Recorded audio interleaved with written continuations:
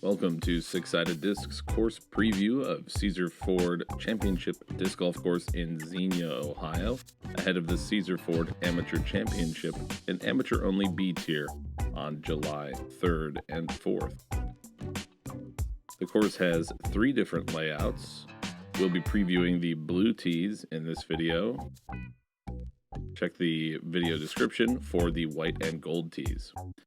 The blue tees are a par 68, 8,419 feet, and this will be played by the FA1, MA40, and MA2 divisions.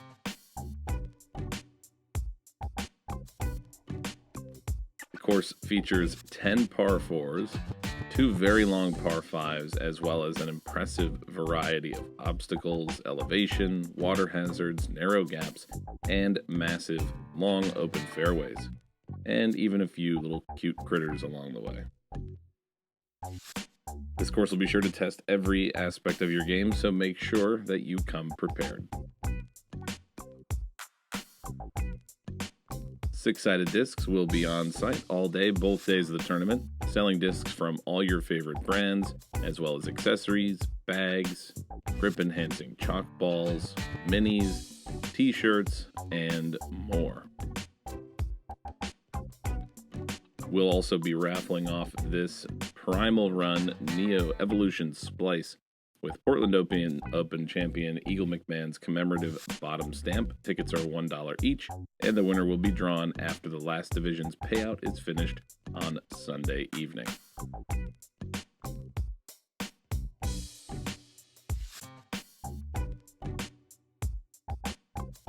We begin at hole 1. From the blue tee, it's a par 3, 213 feet. You've got 2 choices here. You've got a narrow gap down the left to a little tunnel to the basket, or a more obvious hyzer route that's hopefully not obstructed by the portable restrooms that are currently there. And that's the route that I will elect to take here. And get a little unlucky and hit some branches. It'll drop down near the parking lot. That still leaves a pretty easy approach. You shouldn't have too much trouble starting your round with a par here, although the green is very well protected with a lot of barrier trees. And it's not uncommon, even if you're on the green, to have an obstructed putt.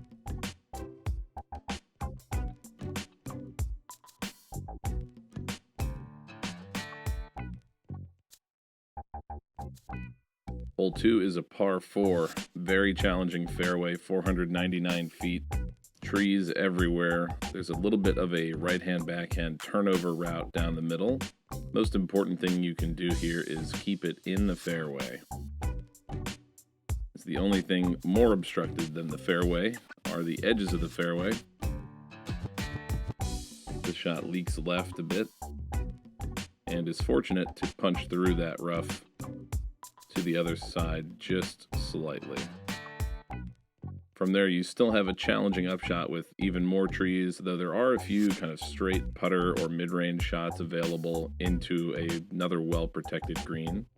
And this is a characteristic of the course in general. A lot of trees within Circle 1 and Circle 2, and not at all uncommon to have water right behind the basket, which is very much a danger on this hole. If you haven't played the course before, make sure you watch the whole video, because there are several holes like this where this may be your fate right behind the basket.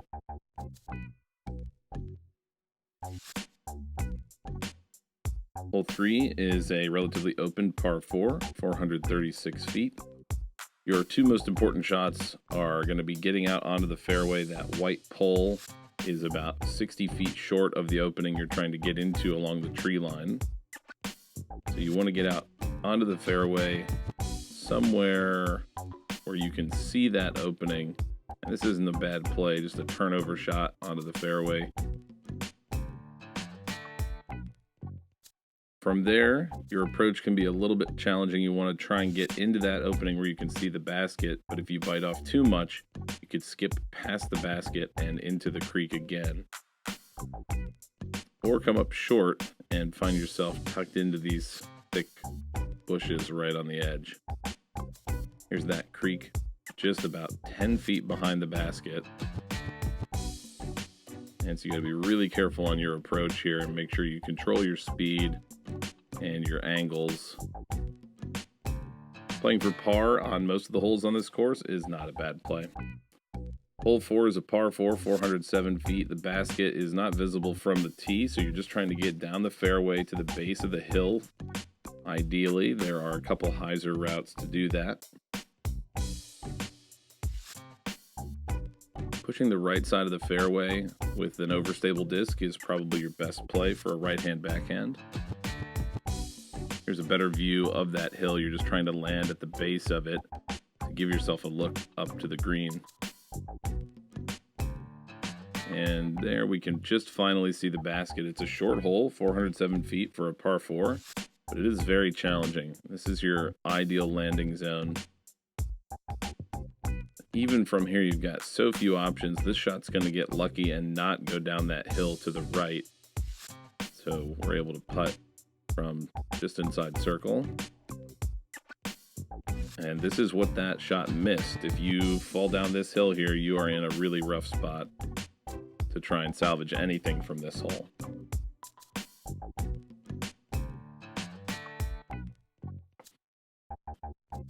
Moving on to hole 5, par 3, 285 feet from the blue tee. This is one of the must-get birdies if you're trying to find a scoring opportunity.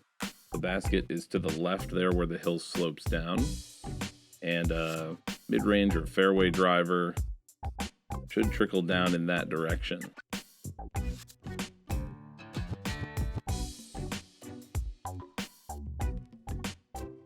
This shot here is mid-range with a Discraft ESP Malta. And if that was just a little bit higher, it could well have gotten all the way down to the basket. But even so, this is just where you don't want to end up. This is if you kind of go too straight and long. There's some thick bushes out there.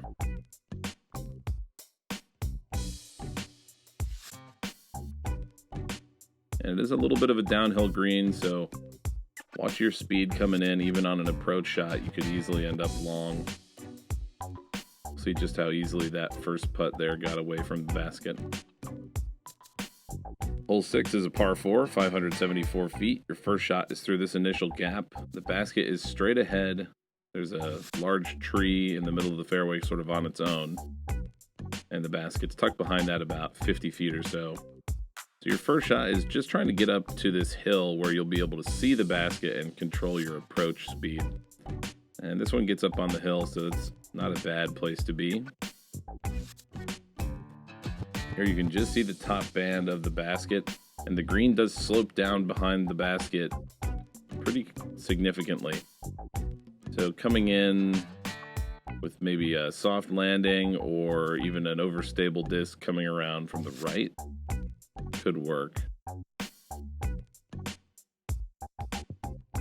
This approach here is going to come up a little bit short and leave a challenging putt from behind that tree.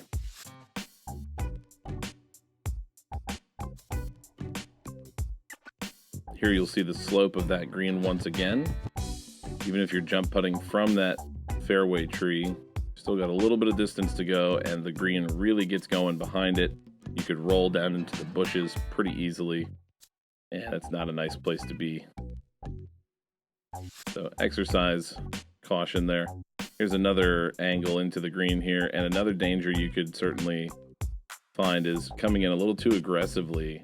This can leak long and go way, way downhill behind the basket. On to hole 7 is par 3, 171 feet.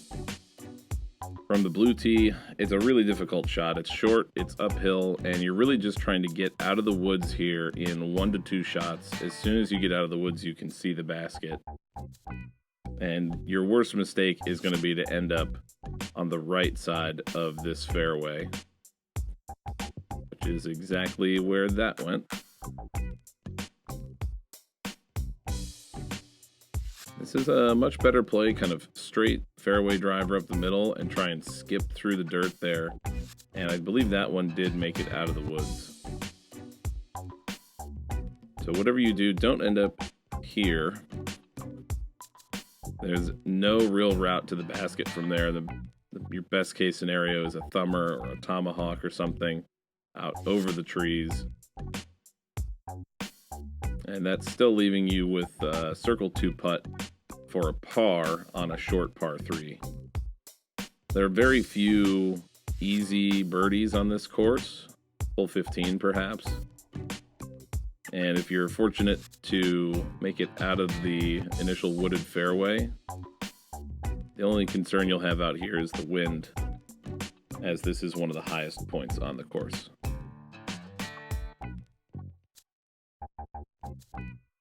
And after one of the shortest holes, we move on to one of the longest, hole 8, par 5, 896 feet. You're trying to get into that opening, the gap in the trees. There's another 100 feet or more beyond that to the basket. So your first shot down the fairway is a placement shot. Distance is important, but not absolutely essential. What's essential is to avoid the brush on the right and the long grass on the left.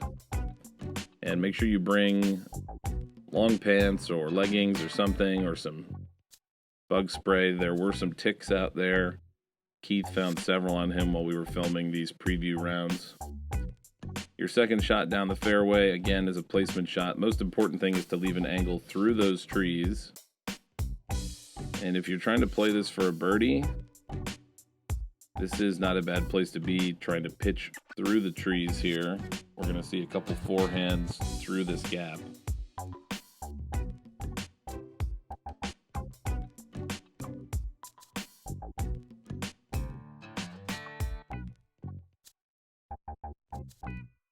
This is a great shot, great upshot. And a little bit tighter angle here for another forehand. Does make it around the corner. And that's still going to end up being about a 35, 40 foot putt. And once again, there is danger behind the basket. Very easily trickling into the out of bounds creek. So watch your speed coming into the green.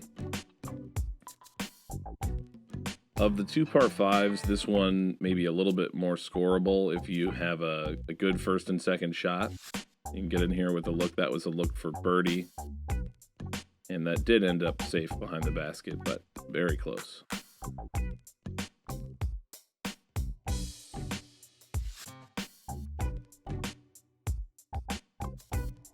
All right, moving on to hole 9, par 4, 371 feet. That's the gap you're aiming for.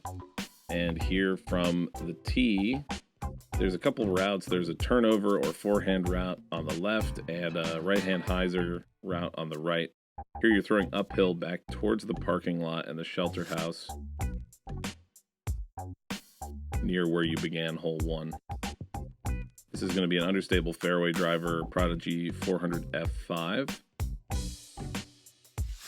on just a slight hyzer. And that gets a nice little bit of turn. And this is going to be in the ideal landing zone. If you're pushing a lot of distance off the tee, you do need to look out for this out of bounds road that cuts through the fairway. But it's really difficult to reach that from the tee, so this is about your best case scenario. And as it's a par 4, you should have an easy approach to one of the most scoreable greens on the course.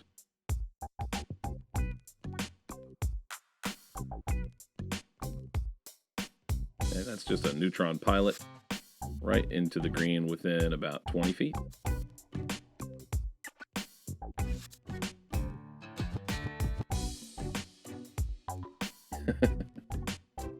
Not too much danger here on hole 9 if you can avoid the out of bounds. Only major obstacle on the green are the little long grass and bushes right there if you push it a little bit too long. I'm not sure if there'll be an out of bounds line behind the basket there. And if you're tired from watching, we were tired from playing. That was just the first 9 holes. They do take you right back through the parking lot, and we strongly suggest that you pack extra drinks, snacks, something you can pick up after hole 9 and replenish your supplies, especially if it's a hot day out there. So make sure you come prepared and bring everything you need as you head back through the parking lot over to hole 10. Hole 10 is a par 4, 564 feet. Very exposed to the wind. It was very windy when we played it here. And your primary obstacle, once again, is the uncut long grass there in the fairway. Really hard to find a disc if it goes in there. So try and play your shot out to the right. I think an overstable placement shot would be ideal because the wind is going to get hold of this shot, which is a latitude 64 first run Grace. And the same will befall my Streamline Proton Trace, which are both sort of the same numbers. They both get burned over by the wind and push far out to the right. And that's your miss. I mean, that's a huge open fairway to the right, almost impossible to end up out of bounds. And then you've still got 300 feet or more to try and get to the basket. And this is one of the only unobstructed greens on the course. But without obstructions, you are going to have quite a bit of wind. And it is usually windy out here in this part of Ohio. So come prepared, practice your spin putt.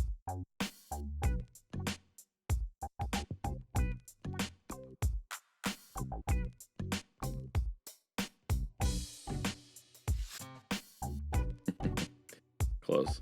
All right, hole 11, par 4, 446 feet. Out of bounds road on the right. Don't want to push it long to the building either, and thick, tall grass on the left. Really, you're just trying to get right up the middle of the fairway and leaving yourself an approach to the basket, which is way up on the hill at the end of this fairway. This is that same latitude 64 Grace. Just a nice placement shot. You don't have to go for too much distance. And then you have a couple routes into this hill here. I think playing a flat, straight shot into the hill should give you ideal ground play and avoid the risk of rollaways. And this would be an example of what not to do. Going for something with a much sharper angle is probably going to roll right back off of that hill.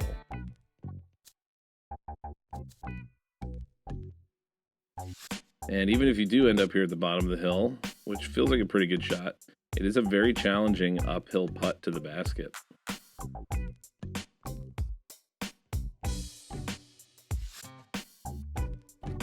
And this green is kind of the worst of both worlds. It's both heavily obstructed with trees and very exposed to the wind. So it presents a really significant challenge. Taking a par on this would be a pretty good score. Not rolling off the hill would be your best case scenario. Hole 12, par 3, 194 feet, is a very tightly wooded hole. There isn't a really obvious gap down to the basket. You're kind of going for a right-hand turnover or very overstable forehand. I've also heard of kind of a thumber grip forehand, so the disc just sharply turns to the right. This shot is going to end up about 2 feet into the rough on the right side of the fairway. And as you can see, no shortage of trees on the fairway and no shortage of trees near the basket, bushes behind it. So even though it's under 200 feet, you're probably playing this for par. There is also an out-of-bounds creek short of the basket that you throw over for the first 40 feet or so.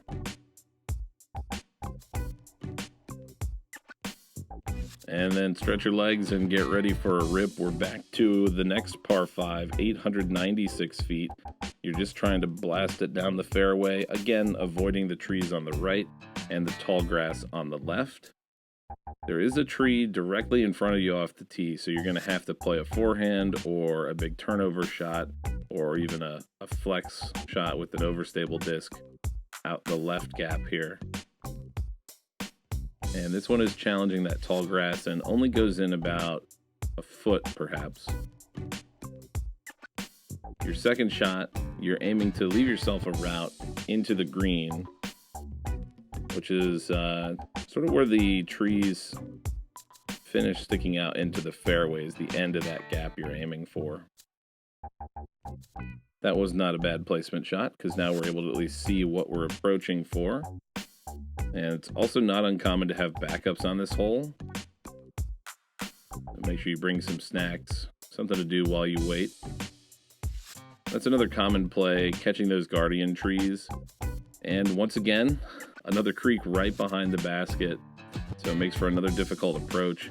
And with so many guardian trees early on, if you hit your gap well, it could actually almost be a problem as you come into the green with too much speed. You could really easily skip long into that creek. And we'll see, here's a really nice soft shot, and this almost sneaks into the water. So be so careful approaching the basket on 13.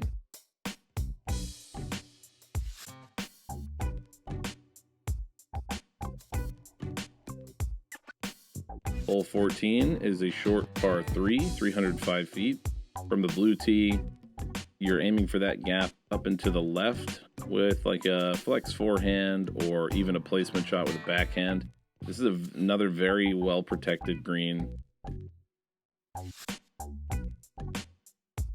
And I'm attempting a shot here, a little flip up with a C-line FD. And this is the worst mistake you can make on this hole, is to just throw it straight into these trees. It is absolute jail in there. Best you're going to be able to do is pitch out to the fairway, and even then, you're not going to be left with a whole lot. If you play a safe placement shot, you are able to pitch in there for an easy par, so it was a great little forehand approach. And this is what you'll find on the green. Tons of trees. Really, really hard to get up in there. So if you're looking for a birdie, here's the hole to get. Hole 15, par 3, 305 feet, wide open. It will be very exposed to the wind because you're up on a hill, shooting downhill. But grab an overstable putter, maybe a mid-range, whatever you're comfortable with. I'm going to go with a Glow Envy.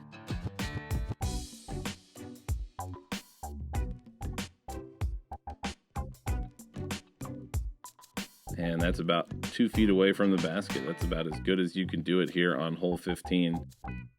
And if you're looking to score on this course, this might well be your last opportunity. The final 3 holes are extremely difficult.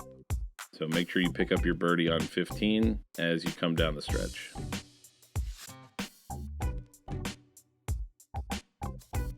We're going to close the course with 3 consecutive par 4s. The first hole 16 is 587 feet. Long grass on the left. Trees on the right. You're aiming for this tiny gap at the end of this fairway. This fairway is the first 2/3 of the hole, and the final third of the hole is beyond that. And once again, this is the worst case scenario. In these trees, you're pinched off from trying to get to that gap. And, realistically, the best you're going to be able to do there is essentially play it backwards, because the basket is in the complete opposite direction of that little pitch out. This is the gap you're going for. The basket's another 150 feet down the fairway. So take your medicine, pitch up to the opening, give yourself a chance to get down there. I think these last 3 holes are just about damage limitation. It's so easy to rack up huge numbers on these 3 holes. Even if there is no out of bounds in play, that's, painted lines on the course, there's so much natural out of bounds that you can find yourself in a really, really tough spot. Here's those guardian trees right in front of the basket, blocking your approach. And ideally, you'd be putting from out here where Rich is in the left side fairway. And even if you go deep with a really, really great approach shot, there are these little hanging branches sticking out into the fairway to obstruct your view.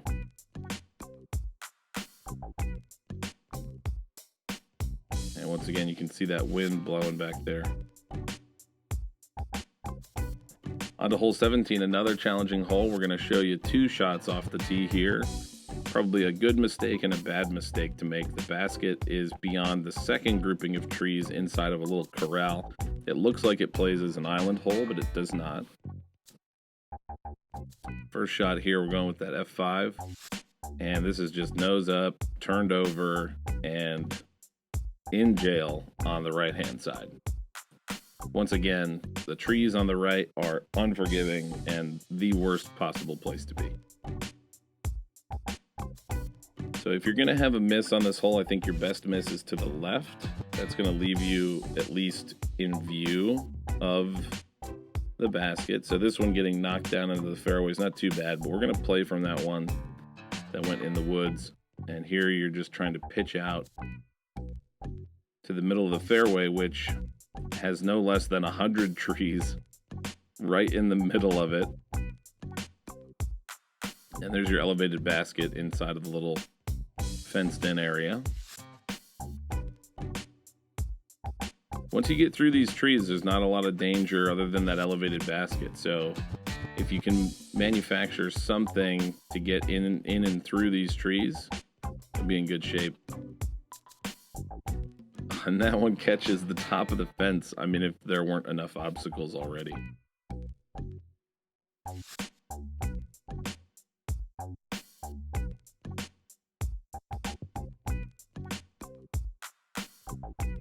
Shouldn't have too much risk of going long or left or right of this basket, so get in there and get yourself a putt.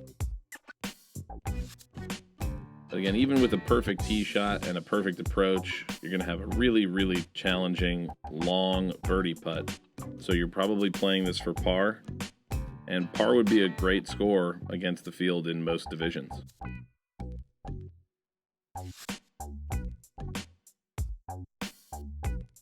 And then when you're done, you can grab your camera and snap a little picture for your Instagram. It's a beautiful course. And then get ready, because hole 18 is a tough one. Here's your fairway, if you can call it that. We've got creek, short, a small peninsula sticks out, and then more creek. The play, if you're willing, is to go over the creek on the left with a forehand or turnover that finishes right. But any kick there is going to leave you out of bounds. A safer play would be down the right-hand side. That was an attempt to play down the right-hand side, but that one is going to find the creek. So you can even try a wider line and go straight over the white tee, which is just beyond the bridge here. And this one's a little bit of a better line. It is going to end up in the rough slightly, but probably not so bad that you can't get down the fairway. Now, as you might have seen in the little zoom in there off the tee, there were some vehicles setting up something here on the fairway. So we moved further down the fairway to what would be your ideal landing zone after your second shot. It's not easy to get here. There are more trees. And then you're approaching across the out-of-bounds parking lot with out-of-bounds amphitheater right to this island green. The basket is perched up on the hill, heavily protected with trees above it, in front of it, behind it. Major rollaway risk. Keith, who was our local tour guide here, who had played the course before, described this as a par 6. So good luck coming down the stretch, and you can see how we're feeling about it at the end of an incredibly long session out here on the course. I think we were out there for over 4.5 hours filming these preview videos. So I hope they find you in a good place to use them for your tournament. Or if you're just coming out here to casually play the course, maybe you can plan some of the discs you bring, and some of the supplies like a disc retriever would be a great idea. And see, that was a great approach from Keith, and still had to get lucky to leak through the tree. The rollaway risk is substantial here on 18.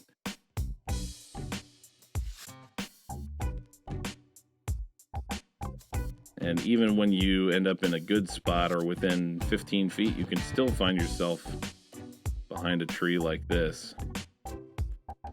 And Keith is going to show us a fun little finish. Great putt. All right, Caesars Ford is an incredibly long course. Make sure that you are prepared for this. It's going to be a grueling 2-day tournament, so pack your supplies, come prepared, bring a retriever for all those creeks, and make sure that you're ready to go. This has been our preview of the blue layout. Don't forget to check the description for the gold and white layouts for more angles of the course and for specific distances on those holes.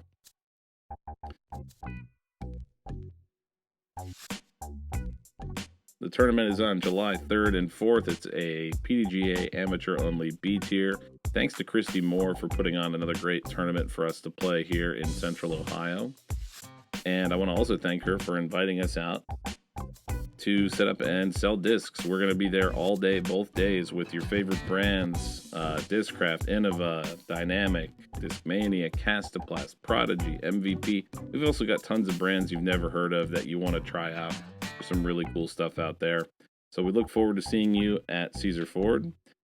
You can also enter a raffle that we're going to be putting on for this Primal Run Neo Evolution Splice, which has got a nice bottom stamp for Portland Open champion Eagle McMahon. Tickets are $1 each, and the winner will be drawn after the last division's payout is finished on Sunday evening. Good luck to everybody competing in the tournament. We look forward to seeing you there. As always, please share this video and like and subscribe for more local disc golf content from around Ohio. We thank you for your support.